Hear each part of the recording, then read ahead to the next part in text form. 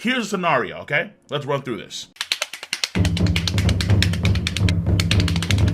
You are in a One Piece Netflix live action adaptation. You are extremely successful in the world of One Piece as it is.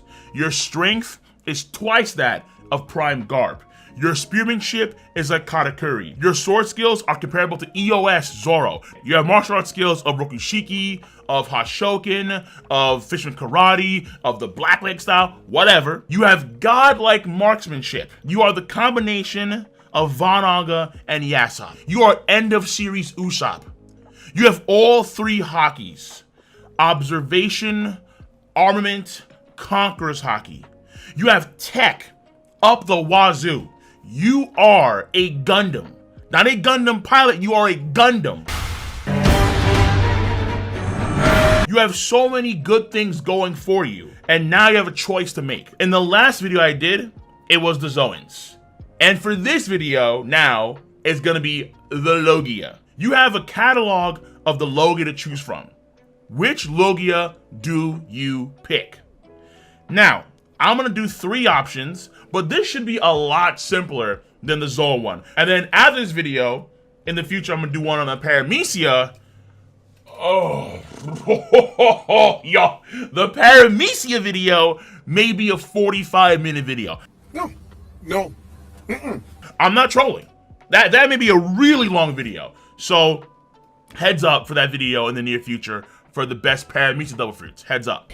Yeah, boy. Now, ideally, in order to gauge the best Logia double fruit, you have to choose it from base, meaning you have no skills, you're a child per se, and you eat the fruit as is and roll from there. However, when you think about maximalizing a different power, so many aspects of the world of One Piece are required to actually maximize that ability. How strong you are, your intellect and creativity, your haki, your cyborg augmentations, weapons you use, etc. These things are very important to bring out the best of your different power. And that's why I can understand the argument of we gauge it from base in order to determine what is the best double fruit, but I'm doing the opposite for this video. I want to talk about actually maximizing what you could do with said power if you got that power. And which power could you do the most with? Now, before we get into the video, if you do enjoy my content, it'll be awesome as all hell if you were to support your boy with a thumbs up. You can't thumbs down, at least I don't know when that's going into effect. It's kind of dumb. Not gonna lie, that's kind of dumb. Giving the thumbs down. I can understand why, but I'm not a fan of it. Either way, thumbs up, subscribe to the channel at hand, and of course, click on that bell to join the notification squad. In the future, that may go away too. Maybe. Knowing YouTube, who the hell knows? So hopefully, if you can do it now, you get it done now. And also, a brief word from today's sponsor. Stay tuned. Ladies and gentlemen, Today's video is sponsored by none other than Surfshark VPN. Bingo! Surfshark VPN continues to be a fantastic VPN service that I use across all my devices. Not just my desktop, my laptop, my phone. All my devices have Surfshark VPN. No matter where I am, no matter where you are in the world, it does have an abundance of servers and has some amazing features that do protect your online privacy, such as the clean web feature, which does negate and does remove a lot of malware, a lot of malice that goes on in the web, particularly in certain dangerous parts of the web. Absolutely it does. Yes, that's right. That's right. It has private search functionalities, so no one would know what you're looking up, what you're searching. Keep in mind that this VPN is also located outside of the Five Eyes. That is a very important detail, where other services cannot give you that level of security that Surfshark can. And Surfshark, compared to those services, is way more affordable. On top of that, for entertainment value, if you want to gain access to certain region-gated content on Netflix, on HBO Go, even some of my own YouTube content, if it is region-gated where you are in the world, you can easily use Surfshark VPN to gain access to that region-gated content. It is quite easy. So Surfshark is normally very affordable. However, if you use code KOL, K-O-L, for the steal of a deal, for a limited time offer, you will get 80 4% off and 4 months free off of your purchase of Surfshark VPN. So once again, use code Cole, link in the box below. Shout outs to Surfshark VPN for being awesome, and now let's get on to the video at hand. So real quick, let's go over the Logia in the series so far, since there's so few, only 11 Logia in the series. So number 1 is the Flame Fruit, which allows you to transform, create, and control fire. Number 2 is the Snow Fruit, which allows you to transform, create, and control snow. Number 3 is the Magma Fruit, which allows you to transform, create, and control magma. Number 4 is the Glint Fruit, which allows you to transform, create, and control light. Number 5 is the Ice Fruit, which allows you to transform, create, and control ice-ish. I'll get the reason why soon, but ish it, okay? Put an asterisk on the Ice Fruit. Number 6 is the Swamp Fruit, which allows you to transform and create swamps. Number 7 is the Gas Fruit, which allows you to transform, create, and control gas. Number 8 is the Rumble Fruit, which allows you to transform, create, and control electricity/lightning. Number 9 is the Sand Fruit, which allows you to transform, create, and control sand. Number 10 is the Smoke Fruit, which allows you to transform, create, and control smoke. And number 11, the Dark Fruit, which allows you to create and control gravity/darkness, but not transform into gravity/darkness. So those are all the Logia that we know of at this point in time in the series. Some folks do theorize that Monkey D. Dragon is a wind Delphi user, potentially, but these are the ones that we know of thus far confirmed. So the first thing I'm gonna do right now, for me personally, is take 2 fruits and kick them to the curve. Number 1 is the Snow Fruit. The Snow Fruit, Monet's fruit, is out of the picture 1,000%. 1,000%. As far as I can see, the Snow Fruit is just simply outclassed by the Ice Fruit. I would go as far as to say that all the things in theory that you can do with the Snow Fruit, you could in theory do with the Ice Fruit. In theory, the Ice Fruit is just way better than the Snow Fruit, as far as I see it. Remember when Luffy punched Aokiji into dust when they fought before Water 7? What if Aokiji could actually control those individual particles of ice? Because ultimately, what is snow? Snow is just ice crystals. That's all it really boils down to. If Kuzan could control himself in that dust form, he would operate and act like snow. The man could also already take the air, the moisture in the air, and make ice lances, that kind of stuff. Just break that down, and all of a sudden now you're controlling and manipulating snow, essentially speaking. The thing about the Ice Fruit is that actually, in a sense, it's not really ice, it's chill. There's actually a translation difference between Funimation, where it's ice, and then Viz, where it's chill. And it's theorized the reason why Ace and Aokiji, when they fought and their attacks canceled out, well, of course, Ace is fire, and then he's ice. So, of course, a Song of Fire and Ice, Game of Thrones it, boom, and they canceled it out. But magma, according to Oda, is superior than fire. So in that standpoint, wouldn't the ability of magma be innately stronger than Kuzan's ability of the ice? You can argue it probably is. But if Kuzan is actually more of a cold human rather than a particularly ice human, then ice is just the thing that represents his power as the best. Other forms or versions of cold would also be applicable for him as well. Punk Hazard does have ice mountains, but also there is a constant blizzard. That blizzard creates a lot of snow, therefore Aokiji in a roundabout way did create snow. The idea here is a bit tricky with the ice and the chill and the magma and the fire, but ultimately speaking, the snow is out of the picture. It's gone. That's number 1. Number 2, the same thing applies to the Smoke Fruit. Smoker, he's a cool dude, he looks cool as all hell, but nah. The Gas Fruit, Caesar Clown's fruit, I would argue, outclasses the Smoke Fruit. In theory, everything that he can do, Caesar Clown can do it too. Because the Gas is the better version of the Smoke. The things that Smoker can control are things that Caesar Clown can control. But the things that Caesar Clown can control, Smoker cannot, in theory. Off the gate, in my personal opinion, the Smoke and the Snow, They're gone. They're gone. Swipe left. We're gone. Get the hell out! Now, you cannot apply the same logic to the fire and the magma fruit. Because, in theory, fire can get hotter than magma. And fire is energy, while magma is not. So the things that the flame fruit can do in theory are not the same things that the magma fruit can do in theory, all right? Magma is actually quite limited. I'll keep it above. Magma is actually quite limited to what it can do compared to fire. In this situation, well, let's say your tech, or let's say your skills in martial arts, you could do a lot more with fire than what you could do with magma, in theory, of course, and actually be more effective in terms of temperature. However, let's actually get to the ones I want, okay? So the sand fruit is interesting. For me personally, the biggest thing will be like the whole moisture control. Like when you think about characters in One Piece that can control the weather, characters like Kaido, characters like Big Mom, and so on, Crocodile could actually potentially negate all those abilities to control the weather, because he would actually, in theory, dry up the weather. So in your case, any person that can manipulate the weather, you can negate, because you can actually dry up the weather, because obviously the moisture is a big thing when it comes to cloud control. It's actually pretty useful too in land creation as well. Crocodile, with the sand power, you can actually put your hand on the ground and just create new land by drying up the surrounding moisture in the environment. That's actually pretty useful too. It is useful. But,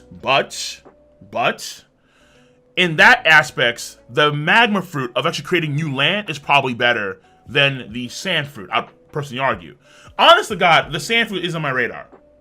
I agree with you. The same goes for the magma fruit as well. Yes, being able to have your own geothermal power for the rest of your life is pretty damn dope, but it's not, it's cute. It's cute compared to the top echelon fruit to argue. One of them being Kizaru's fruits. Whoa, being able to be light. Oh my God.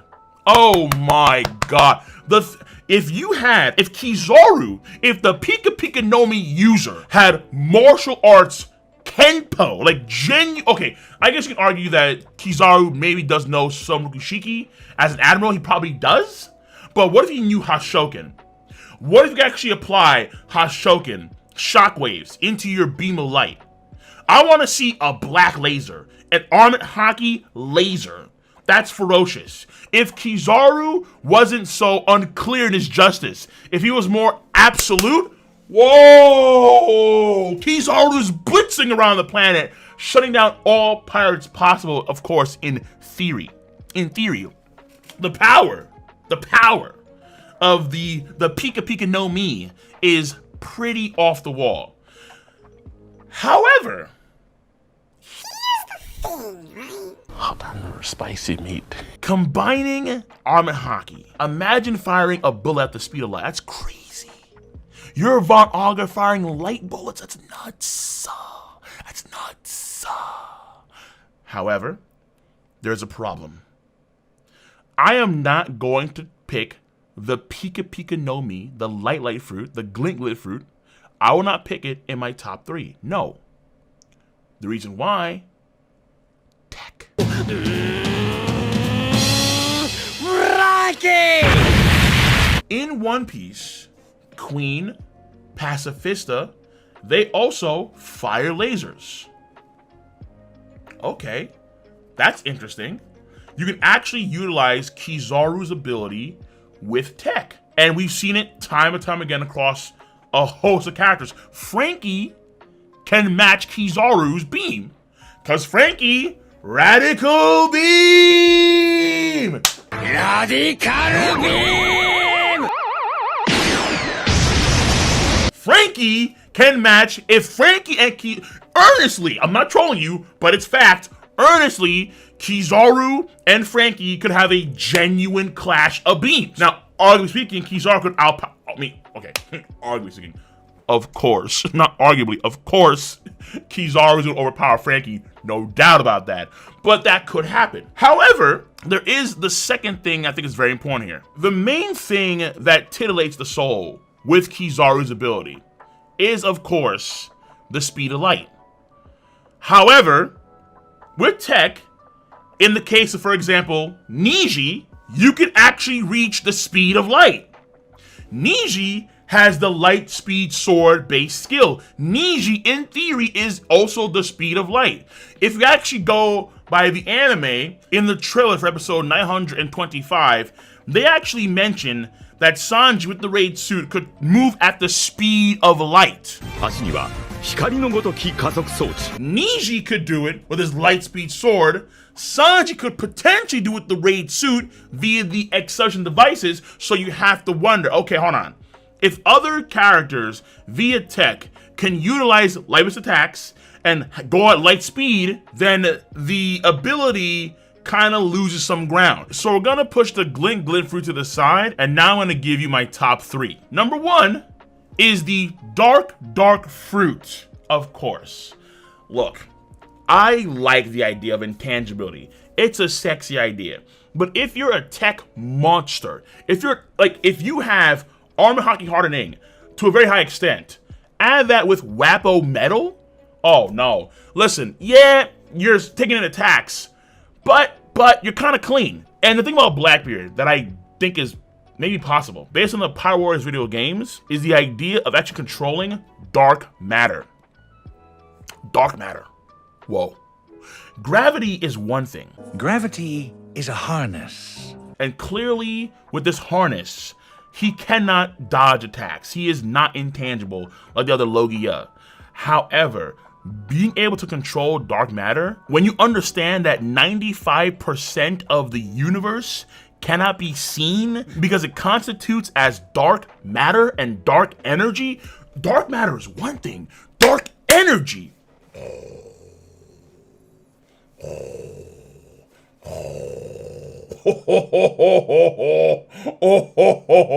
It's not Christmas Day, but here I am sounding like Santa Claus. The potential of controlling dark matter and dark energy with the Yami Yami no Mi on top of gravity is kind of nuts. Honestly, at this stage in the game, all you really need is tech and armor hockey hardening for defense, because defense wins games. And if your defense is on par with Big Mom or Kaido as a wielder of the dark fruit, you don't have to worry about being intangible. You're already a sentient tank as it is. All right, very few attacks could penetrate your hide. Very few attacks could. Black holes exist, true, but in theory, so do white holes. And quasars exist too from black holes, and quasars are like one of those powerful things in the universe, as far as you understand. So, listen, yeah, I know, I'm getting we're getting out there in terms of the possibilities. We are. But I think in terms of versatility, the darkness fruit does have a lot, and the potency of the ability alone potentially is astronomical. I use that both figuratively and literally. Of course, Blackbeard will probably never be on that scale, but you, as this Omega stud with the strength of 2 Garps, with the best tech in the world as the Burning Gundam, you have to wonder. You have to wonder. Now, number 2, as the King of Lightning, I think it is my duty. Yes, sir, to make sure that NL is in the top. Yes. I'm gonna kill you. Lyrics coming at you with supersonic speed. I would take the Rumble fruit over the Glint fruit, Kizaru's fruit. Now again, why? With tech, you can already reach light speed. But lightning is way more versatile than light. That I think is a fact. I think it's a fact in this case, in One Piece. Not only in your day-to-day life, but also in terms of One Piece and One Piece combat. You can do way more with electricity than you could light.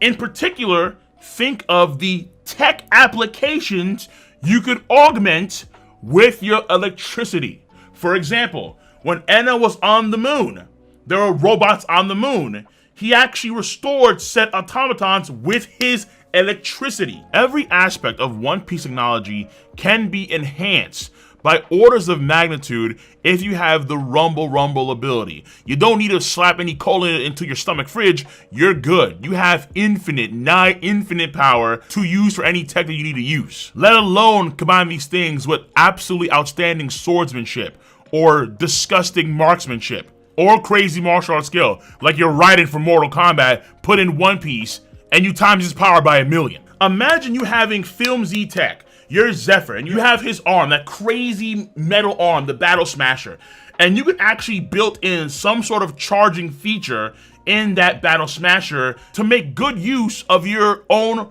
rumble abilities, your own lightning abilities, and you can fire off beams of lightning that put the L Thor to shame. You're basically firing off Kamehameha waves at that point in time. You're just literally just being like, Final Flash! Oh shit! And anything in your wake is Cell. That's nuts. That's nuts.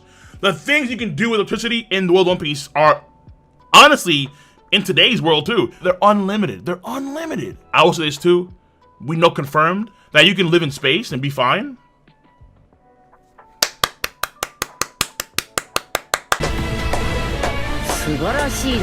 The last fruit I want to pick is the gas fruit. Oh yeah, not the Mara. No. The gas. Yes. I want you to imagine you're in a train, a crowded train, and you fart as loud as you possibly can. And everyone is staring at you. And for a few minutes, you're a leper. Like, no one wants to come anywhere near. Like, you sick freak.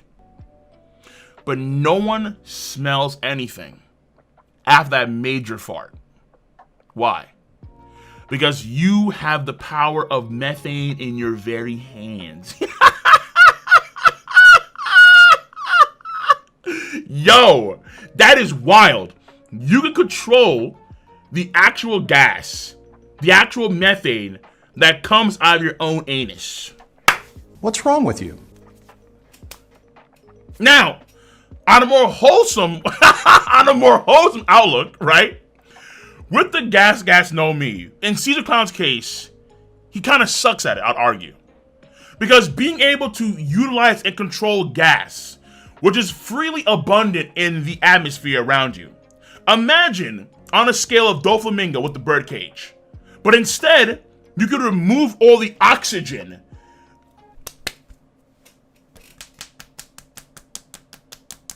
Whoa! In a scale like that? I mean, you're practically gonna win every fight. I mean, right there, that is some Horse King Heracles action straight out of Toriko. When you think about how most attacks, how they have to travel through the air to actually reach you, with the gas powers, you could actually like negate that stuff because you could control the actual environment and the atmosphere around you. No. In your studly state with the gas no me, you can put an end to global warming in a day and save all the polar bears. If you took one chemistry class, you're a god.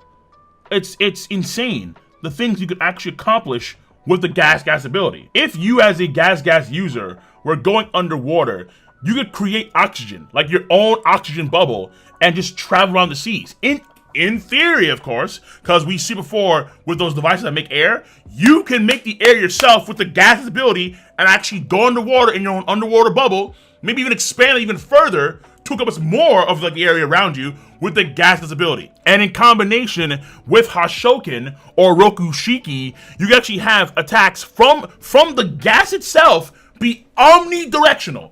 No. Just imagine Don Krieg, MH5, poisonous gas in the environment. But guess what though? You're also a gas user, and that poisonous gas is not gonna be blown by the wind. You can just have it stay there, move around. I mean, no. The things you could do with MH5 are broken. I know when I'm being patronized, and I don't care for the suggestion that you're stronger than me. Yeah, I wasn't really suggesting. I am telling you, if the gas can make MH5 even more powerful, then you want it. I promise you want it. Okay? Alright, so those are my top 3 picks. Let me know which ones you would pick in the comment section down below. This, once again, a pretty fun video. Check out the zone one I did a few days ago, and then look forward to the Paramecia one, which may come out after Thanksgiving, because that one may take some time to actually think and sort through which abilities of the Paramecia you'd want the most, like the top 3, oh boy. Like max of the Paramecia is gonna be tough. That's gonna be tough. Either way, I'm gonna see you cats on the flip side. Be easy, stay safe, have a nice one.